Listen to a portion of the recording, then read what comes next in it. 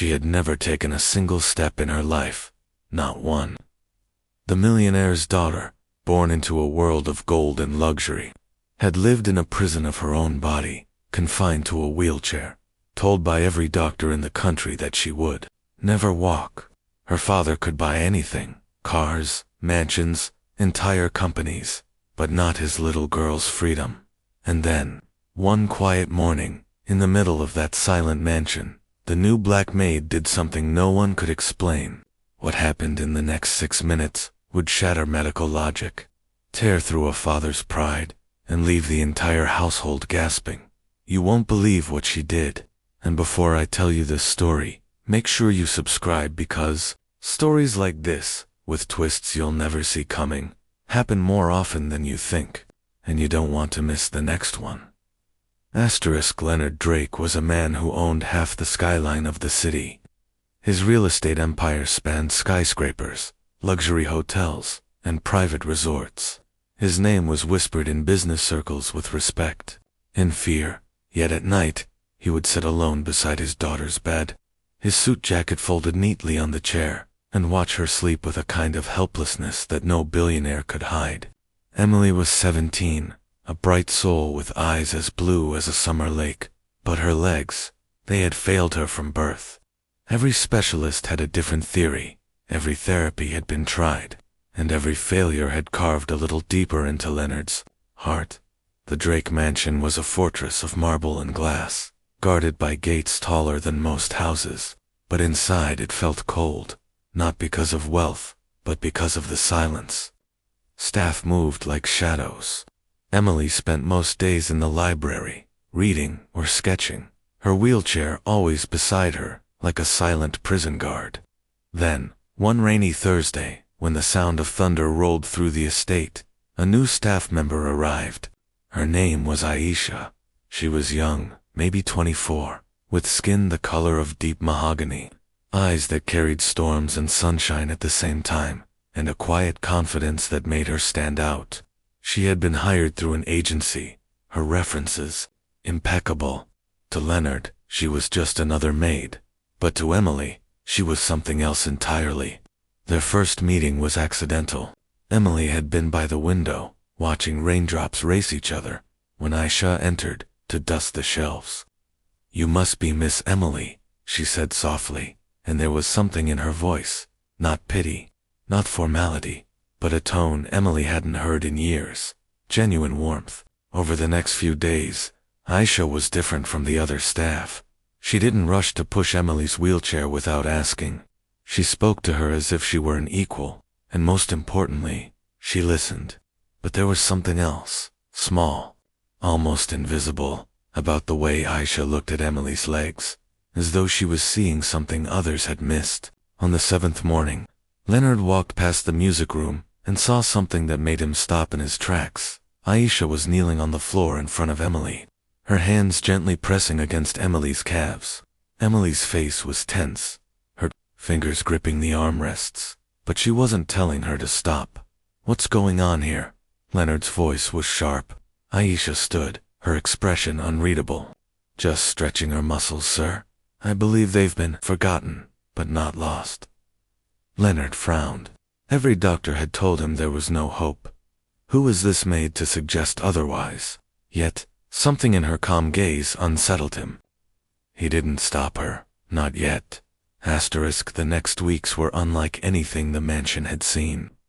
Aisha began arriving earlier, slipping into Emily's room before breakfast. Sometimes she brought strange-smelling oils. Other times, she simply talked to Emily while guiding her through tiny movements, wiggling toes, flexing ankles, tensing thighs. At first, Leonard avoided the sight. He told himself it was harmless, that Emily deserved company. But one evening, he overheard laughter coming from the library, real, unrestrained laughter. He peeked in to see Emily leaning forward in her wheelchair, trying to grab a ball. Aisha kept rolling just out of reach. Her legs twitched. Not much, but enough for Leonard's breath to catch. Still, he refused to hope. Hope had betrayed him too many times. One stormy night, Leonard found himself in the kitchen, unable to sleep. Aisha entered quietly, making tea. "You don't believe in miracles, do you?"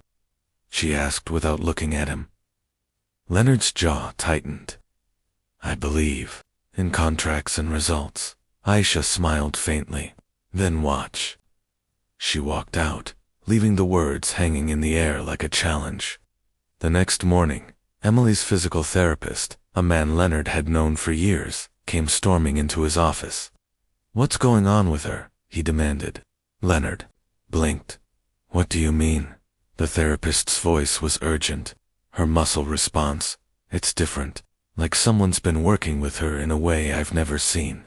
If she keeps this up, I can't say for sure, but—" His words trailed off, but the implication was clear. That night, Leonard watched from the shadows as Aisha worked with Emily. She spoke softly, telling her stories about a grandmother back in her village who healed people the doctors had given up on. She taught Emily to breathe in rhythm with her movements. And then, Leonard saw at Emily's left foot, lifting half an inch off the footrest. His heart slammed in his chest. He wanted to rush in, to shout, to demand answers, but something told him to stay silent. Aisha glanced toward the doorway. For a split second, Leonard swore she had known he was there the whole time. It happened on a Sunday morning. Sunlight spilled through the tall windows, painting the marble floor in gold. Emily sat in her wheelchair by the piano, her hands resting on the keys.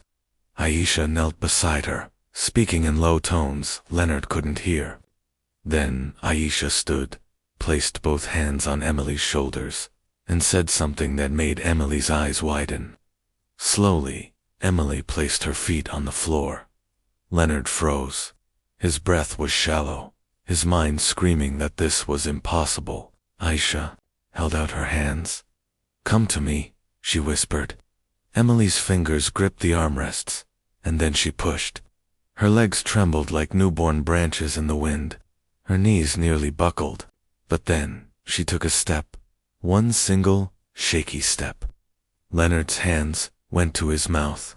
Emily's face lit up with shock and joy, tears streaming down her cheeks. She took another step, then collapsed into Aisha's arms, laughing and sobbing, all at once. The room was silent, except for Emily's ragged breathing. "How?" Leonard's voice cracked as he stepped forward. Aisha looked at him, her eyes calm, because no one ever told her she could. That day changed everything. Leonard demanded to know Aisha's methods, but she only smiled and said, "Belief is the first medicine." Emily's progress was slow, but unstoppable. Within months, she was walking across the garden, her laughter echoing through the mansion. Leonard, the man who thought money could solve anything, learned that sometimes the most priceless miracles come from the simplest acts of faith. And as for Aisha, one morning, she was simply gone. No note, no goodbye. But in Emily's first independent steps, Leonard saw her every day. And now you've heard the story. If you believe in the power of unexpected people to change lives, make sure you subscribe, because the next story I tell might just be the one that changes yours.